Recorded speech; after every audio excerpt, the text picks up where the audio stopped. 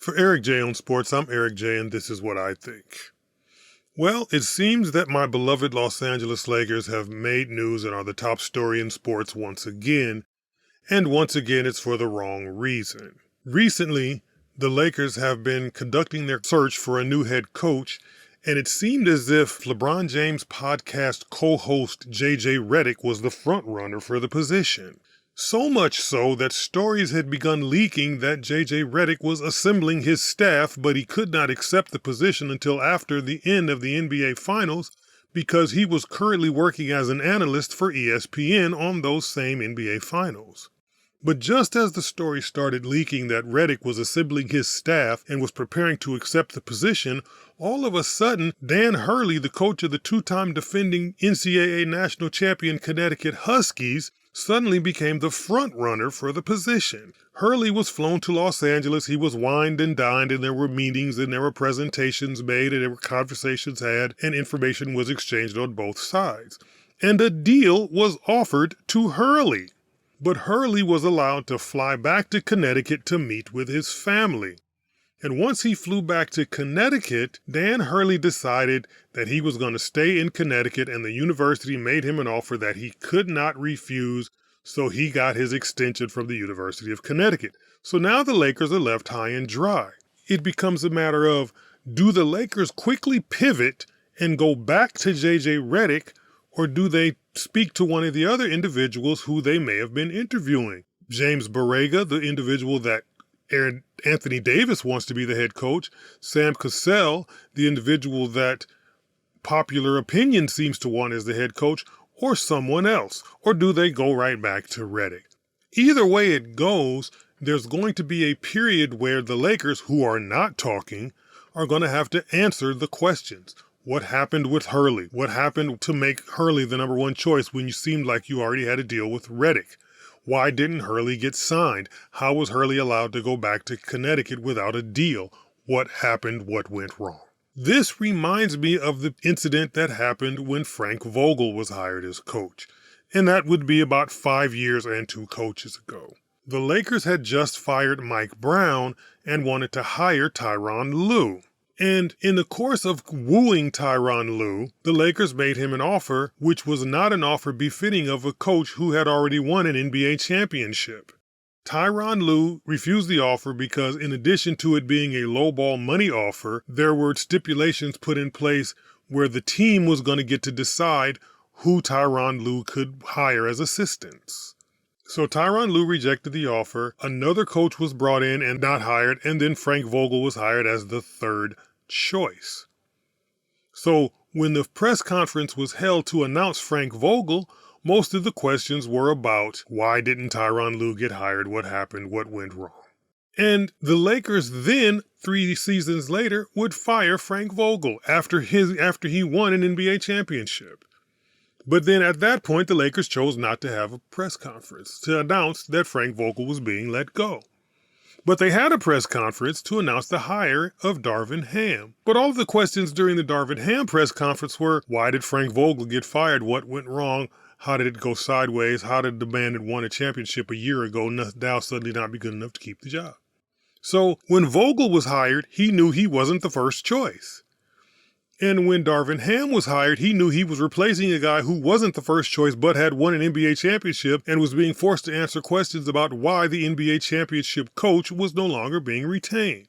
So when whoever becomes the new Laker head coach is hired, the questions that are going to be asked in the press conference are, what happened with Dan Hurley? What happened with JJ Redick? How does it feel being the third choice? Unless it's JJ Redick, in which case it's going to be, how does it feel going from being first choice to the second choice back to the first choice? So the Lakers are seemingly botching the coaching search badly. But it's not the first time they've done it. As I mentioned, they did it with Tyronn Lue, which is how they ended up with Frank Vogel. But even before that, back in 2015, during a free agent search, during a free agency period, LaMarcus Aldridge was brought in for an interview because he had interest in playing for the Lakers. He wanted to play for the same organization that Kobe Bryant had played for. He wanted to be a Laker. Mitch Kupchak was the general manager, not Rob Pelinka. Mitch Kupchak was the general manager, and Byron Scott was the coach. So LaMarcus Aldridge was brought in and he was sat down for an interview. He was wined and dined and the whole thing. And the entire interview centered on, oh, well, you'll be living in Hollywood. You'll be living in Los Angeles. It's a great place to live. There's a lot of stars in town. The celebrities will come out to the games to watch you perform instead of the other way around. There's a lot of opportunities outside of basketball in the media and in the movies and in other things like that. And LaMarcus Aldridge heard all of this stuff. And his response to all of this falderall was, but what kind of basketball are we going to be playing? What kind of offense are we going to be running? Where do I fit in the basketball scheme of things? He never got his answers, so LaMarcus Aldridge signed with the San Antonio Spurs. So the Lakers have done this before, have conducted very bad interviews at very bad meetings, and have not given people what they wanted to hear, and have not been able to lock down first choice individuals. And what that tells you is that the Lakers, one of the most legendary, iconic sports franchises in the history of sport, not just basketball, but sport, from George Mikan to Jerry West to Wilt Chamberlain to Kareem and Magic to Kobe and Shaq and now LeBron James, the Lakers are a badly run organization. That wasn't the case when Dr. Jerry Buss was in charge, but it seems to be the case now when his daughter Jeannie is in charge.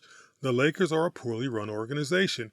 And until whatever it is that needs to be fixed is fixed, the Lakers will continue to be a poorly run organization. And the fact that since LeBron James has been with the team has had 4 different coaches and about to have its 5th. And since Phil Jackson has been gone, there's been 6 or 7 different head coaches. It should be an indication that the Lakers are a poorly run organization.